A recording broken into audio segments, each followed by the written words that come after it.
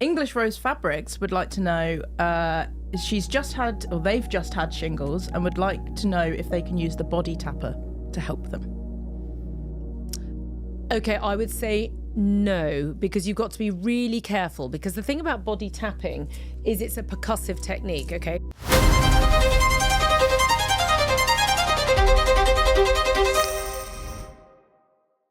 Hello and welcome to Own Your Health with me, Katie Brindle. And today is the first ever live coffee break clinic. She says, looky, I didn't get a coffee in this coffee break clinic. Never mind. Right. So we have no idea how this is going to go because I've never done a live coffee break clinic before. So if you're listening to this in the podcast format later, I've no idea what's about to happen. But if you are listening to this live right now, or indeed watching it live, either here on TikTok or here on YouTube, do please message in your questions and I will answer them for you, or I will endeavour to.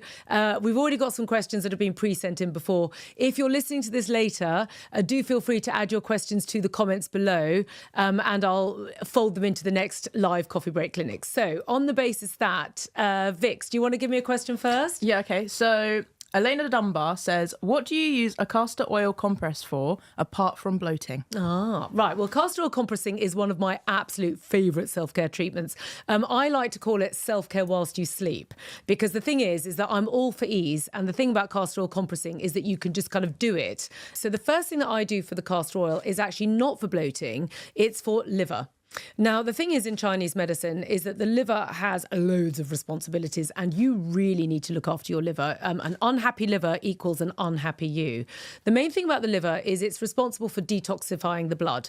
Okay, that's its main kind of responsibility. But in Chinese medicine, it has a whole load of other responsibilities as well. And one of them is the smooth flow of energy and blood around the body. And if that doesn't happen, it starts to stagnate, which means instead of it kind of going la da da dum, la da da da, which is like you in a good mood, having a nice time, it's like like this. And then you get moody and you get PMT and you get headaches and your sleep gets disrupted and you get irritable and you get clumsy. And generally you feel a bit narky. And it's just not a nice way to feel. So one of the easiest ways to support your liver is to put a castor oil compress on it. I also like to put one on the kidneys. It's a very useful thing for supporting the kidneys with their processes of detoxification as well. And happy kidneys equal good hair on the head, good bone health, good battery life in the body, good energy, good vitality. And it's important to keep those kidneys nice and clean. And you really want to avoid things like gallstones and kidney stones. And so keeping the energy flowing and keeping them clean is a really important way to prevent those things happening as well. And last but by no means least, I like to use castor oil compresses for my lower belly because they really support with menstrual problems. You don't use the compress when you have the menstrual flow, but if you're somebody that suffers from menstrual problems, then it's a really useful thing to do away from the menstrual flow every other day of the month in order to prevent those things from happening. So those are a few really useful ways to use the compress. Have we got anyone over here? Well, I've got a question from Sarah Adams, who would like to know where she can find the free fact sheets on IBS and bloating. They are all on the website, katiebrindle.com. So if you go to katiebrindle.com, it says fact sheets on the little drop-down menu and everything is listed there. That's an easy one. English Rose Fabrics would like to know, they've just had shingles and would like to know if they can use the body tapper to help them. Okay, I would say no, because you've got to be really careful, because the thing about body tapping is it's a percussive technique, okay? So it's... And the thing about shingles is it's very much relating to the nervous system. And nerves don't really want to be agitated when you're recovering from shingles. So actually better, I would suggest, is the soft body brush. So soft body brushing is really nice on the nervous system. Okay, it's just really soothing. So what I would suggest you do is, obviously you must avoid the actual area itself, but work on all the other areas. And rather than tapping, you do soft brushing. So the way that we promote that is to start at the heart, and you're going to be doing circular techniques across the chest and down the inside of the arm. Obviously you'd be doing this on bare skin, up the outside of the arm, over the shoulders, circle, circle, circle, down the same thing on the other arm, down the inside, up the outside. Now, then over the top of the back, assuming that the shingles is sort of somewhere lower down, it normally affects around this area of the body. So just avoid the area. But one of the most important things you can do, it's so soothing, is to just, because it's got a long arm on it, just go gently in circles down the back. Okay. And when you reach the extent of your arm, you just turn your arm around and go the other way. Obviously, avoid the affected area itself. Once you've done the back, then if you've got any areas of the abdomen that you can work on, work around them. You want to go in a clockwise direction, but avoid any areas of inflammation. Okay. Then you want to go down the outside of the legs and up the inside. But when you're doing body brushing, working with energy, you always want to go in a circular motion, not straight lines. It's a very different technique. Energy moves in spirals. Okay. Blood moves in direct lines. Okay. That's why when you do straight body brushing, you're going towards the heart. But energy is the beginning of everything. Blood follows the energy. So actually, when you do these techniques, it's better to follow the energy rather than the circulation. You can do both, but always start with energy. Jane Hartley has just watched your reel about tapping for breast health. Can you use the drummer, or is that too harsh? No. The drummer lends itself to the upper shoulder. Sorry, here's my drummer. So the drummer is fab for that kind of upper shoulder tension. You know, if you get tight shoulders and you go like that, and then eventually you give up because you go, well, it doesn't really work. So the drummer just works because it's like a kind of meat mallet. So you really want to be using that on that sort of soft, fleshy area at the top of the body here. Okay, that's its purpose. I wouldn't be doing it really on the front of the body at all. You can gently drum the abdomen if you don't have any abdominal issues in the first place, gently. And you can also use it for cellulite and for general circulation. The other thing that I really like using the drummer for is actually the sole of my foot. Foot drumming and tapping is really good for energizing the kidney. I'll just get my foot out. So it's really nice. You can just drum down on the sole of the foot like this. Is really invigorating. And the useful thing about these tools is they've got a nice little handle on them, so it's quite easy to reach. But really, if you're going to use the drummer is absolutely designed for that upper shoulder area. And boy, does it work. It's so helpful. And then I would be doing brushing all around the other areas of the body. If you actually want to brush around the actual breast area itself, obviously, please make sure that you consult a doctor. But what I recommend for that is not even the soft body brush. I'm just reaching for this one. I actually use the face brush when I'm working kind of close to the actual area itself. Okay, so I go all the way to the very, very soft face brush and just do very, very, very tiny, gentle strokes in the area. But if you're not sure, please consult your doctor.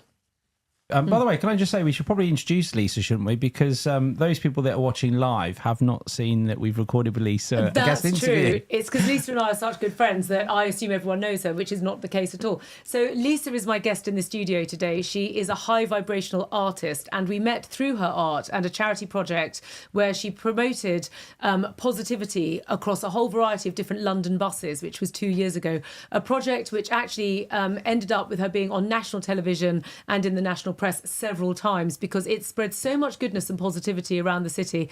And it was all Lisa's idea. So Lisa came in today to do an entire podcast all about high vibrational frequency and why we need it for our health. And I asked her to hang around, not just to hold my TikTok, Yeah, exactly.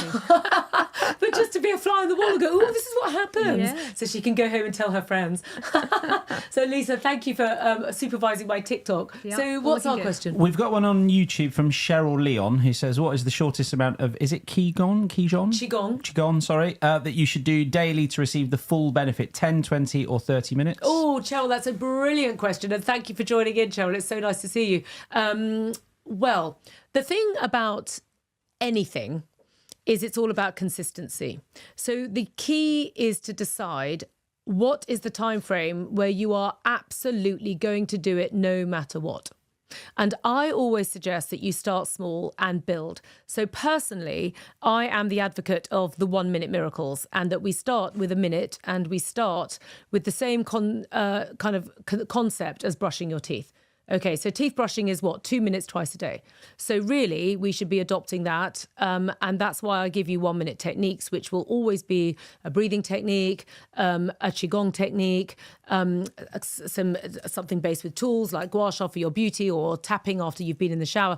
And the key thing is to be consistent. So if you were to say to me, I vow that I am going to do this, come what may, every single day, no matter what, then I would say to you, do the swimming dragon.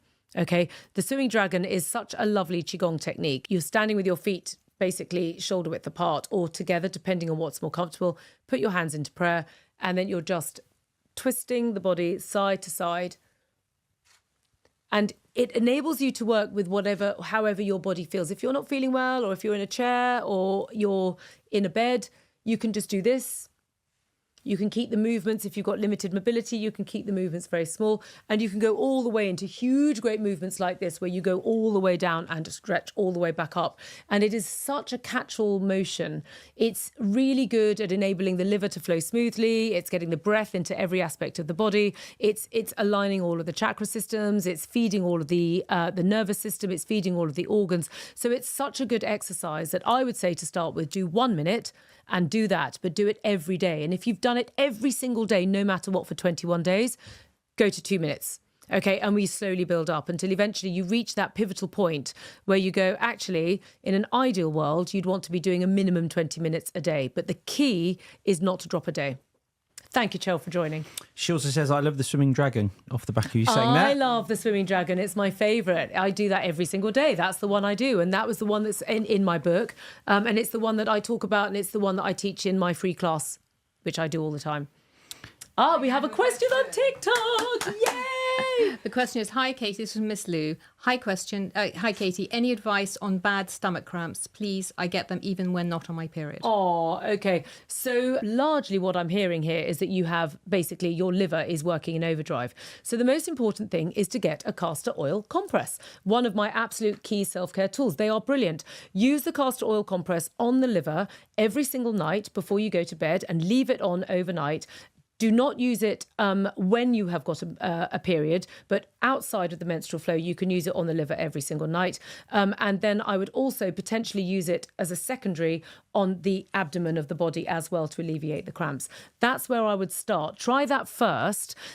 If that does the trick, you're good to go. If that hasn't quite done it, then I would suggest that you use the body tapper, which is this tool here, and you tap all over the body. If you've got stomach cramps and you've got bloating and tenderness in the abdomen, avoid the abdomen, but tap everywhere else, because tapping is really good at facilitating a smooth flow of energy function that the liver is in charge of. And it just takes that responsibility off the liver. It just helps it a little bit. You should find that the tapping will do the trick. If the tapping still hasn't done the trick, then I suggest you use acupressure, and you acupressure a point called liver 3. And liver 3 is between the big toe and the second toe. If you just come back a little bit, it's just there. If you Google it, it might be easier. It's called liver 3. It's very easy to find. You normally find when you press it, if your liver's not happy, it'll go, okay? Just go gently and just keep doing it every day for, 10 to 15 seconds, but just continually do it. And let me know if that works. And if not, we can go further. We have another question on TikTok. This is from Tracy. Can you give me advice on underactive thyroid? I'm medicated but still feel awful, tired and weight gain. Right. Okay. So the thyroid, obviously anything that I'm talking about, you must always be in communication with your doctor and your GP, because you're likely to be taking medication and you need to always check. But for our medicine, the thyroid is actually a condition connected again to the liver. So if you've got an underactive or an overactive thyroid, the liver is always the organ that we go to. And one thing that I will impress upon everyone consistently is that in Chinese medicine, the organs are responsible for your health. Okay, everything goes back to the organs. They're ultimately the minister in charge. Okay, everything else is just further down the line. So you need to look after the liver. Now that's quite useful because you will be given medication. Okay, which is likely to be a thyroid direct medication leveling out the thyroid levels. But if you support the liver, that will harmonise that. So the first thing to do is, again, castor oil compress to regulate the liver pattern. But another thing that I would suggest you do is to start doing the healing sounds. Sunday the 5th of May, they'll be going live. Use those on a daily basis. Also, massage liver 3 before bed each night and give yourself a good foot massage, and have a look at all of the free content on my website. There's a whole free fact sheet about thyroid issues, and there is a whole free fact sheet about what to do for your liver. And another question on TikTok. My God, they're flying in. Yay, TikTok. Katie, hi Katie, is there anything to help with tinnitus? Thank you. Oh my God, yeah. Okay, so tinnitus in Chinese medicine is actually a condition of the kidney. Okay, because the kidney opens to the ear. Now, I've done a podcast on tinnitus. We've got a fact sheet on tinnitus. So there's 2 really good sources of full-on information about it. But the key thing to know is that the kidneys in Chinese medicine open into the ears and are the batteries of the body. And the problem with modern living is that we really exhaust our bodies, and we are really hammering our kidneys. So that's one of the reasons tinnitus is so common. And what happens is, as the kidneys deplete and get tired, the body is forced to draw the energy away from the extremities, in this case the ears, into the kidneys to keep you going, because you have to keep going. So then there's not enough energy reaching all the way to the top, and then you get the ringing in the ears. So all you have to do is strengthen the kidneys back up, and the energy floods its way all the way back through the body, and then the symptoms disappear. So have a look at the free fact sheet. An immediate thing is to just rub that little area, you know, where the little notch is on the ear, just in front of it. You can open the jaw. There's a little gap. Where that gap is when you open, that's the spot. And then close, that's where you rub. And you just rub 36 times and really massage it in. This is one of those things that it depends on how bad the tinnitus is. If it's low level, this normally does the trick. If it's high level, it won't really quite touch the sides, and you've got to go deeper. But it's a very common problem, and I've addressed it both on the podcast and with a free fact sheet on my website. This is from Tammy, who says, what is your recommendation, Katie, for someone who is 16 years plant-based but developed a salt sensitivity, and her under eye area fills up with water over as little as ingesting 100 milligrams of sodium? Okay, so on that one, you would need to see a naturopath, and you need to get some tests on that, because basically you've got a very, very specific situation going on there. But in the meantime, again, under eye area and sodium, salt, kidneys. Okay, because the kidneys, the salt is the flavour of the kidneys, and the under eye is the area of the kidneys as well. So if they're filling up with water that quickly, it's because the kidneys aren't happy. So the number one thing to do is strengthen the kidneys. Rich Sassy would like to know how you incorporate turmeric into your routine. I did do oil pulling, but gave it up. Okay, so I love oil pulling. And, okay, this is crazy, but it's one of my best beauty tips. Okay, so what I have upstairs in my bathroom, amongst many other things, is a pot of turmeric powder and a tub of organic coconut fat. And then I have a really old cup and a really old toothbrush. And what I do every single morning is I just kind of gouge out a little bit of coconut fat and mix in about 1/4 teaspoon of turmeric paste. And I mix it together and I stick it and I brush my teeth with that paste, and then I oil pull and swill it around, and then eventually spit it out and brush my teeth. And you can ingest some of the benefits of the turmeric through the salivary amylase in the mouth, and it goes in because the skin cells are so thin in that area, and it's amazing for teeth whitening. And it's really weird because turmeric, you'd think, well, hang on, that's going to make my teeth go yellow, but actually when you mix it with the coconut fat, it doesn't. Okay, and it's a really, really useful thing. So swilling and pulling is a really, really useful health technique for the mouth. It is really, really good for you. So I would advise you to recommence with that. The other way, if you want to just ingest it, is I make a little turmeric juice as well. I really ensure that I have turmeric on a daily basis, because the way I do that is I have a little silver straw, so it's a reusable one, and I make the turmeric juice, and then I just sip it through the straw so it goes straight to the back of the mouth. Okay, because the way you stop the turmeric going on the teeth is with the coconut fat in the morning, and then if you're going to ingest it, you need to get it to the back of the mouth and down it goes. So Alicia Jackson has said, I've been waking up between 1 and 3 a.m. every night lately. Any suggestions on how to lower that cortisol and sleep through the second cycle? Yes. So in Chinese medicine, the 1 to 3 o'clock in the morning hotspot is the liver. Okay, so back we go to the liver again. Now, the cortisol levels are completely relevant to what the liver's doing because it's processing so much of this in its daily function. But the key to supporting that moment in the sleep cycle is supporting the liver before you go to sleep and during the course of the day. So there's a few things that we need to be doing whilst we're awake that will in turn help us in order to sleep, especially at that moment in the time. So the first thing is the castor oil compress. Back I go again. Honestly, castor oil compresses should be sponsoring this podcast. So it's self-care whilst you sleep, and that's the time when it's affecting. So put the castor oil compress on the liver before you go to bed, and it will help the liver process and detoxify before it wakes you up. That's the first thing. The second thing is tap the body in the morning, because tap and regularly throughout the day if you can, but at least tap first thing in the morning. The tapper encourages the smooth flow of qi and blood around the body. So slow tapping like this, following the energy cycles of the body, and I've demonstrated this on my website, it's on all my socials, will allow support to the liver in its function of smooth flow of energy and blood around the body. It will stop the energy stagnating, which is often what then aggravates the liver in the nighttime because it's trying to process all of that. And it will also facilitate detoxification of the body because it allows fresh qi and blood to come through the body and support the liver's function in detoxification because it's allowing the blood flow to move. So this is a really useful thing to be doing regularly throughout the day.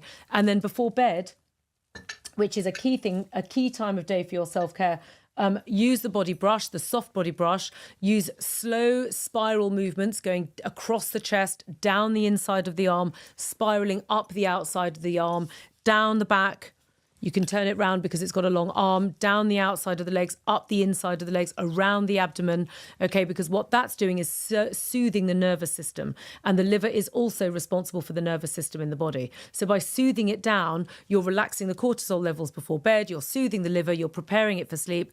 And last but by no means least, please make sure that you are in bed by 10:30 because the energy before it goes into the liver is in its pair, which is the gallbladder, and that starts at 11 p.m. And you need to be in a deep sleep cycle by 11 p.m. in order to kind of push that all the way through for a good night's sleep. So, and one last thing, sorry, whilst I've got you, is the worst thing you can do, the worst thing is be on your screen. Okay. Come off your screen with I know everyone's looking really guilty in this room. Everyone's going, oh my God, we're all on our screens. I know. We are all on our screens before we go to sleep. It's the worst thing to do. You have to give yourself an hour before bed because that blue light going into the eyes, the liver opens to the eyes. The last thing it wants is overstimulation before sleep. It is really, really bad for you.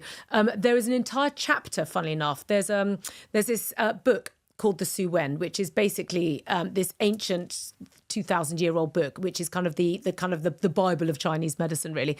And in that book, they didn't know anything about screens in those days. They were just saying overtaxation of vision was bad for the liver and the heart. And they were talking about this extensively in a book that's over 2,000 years old.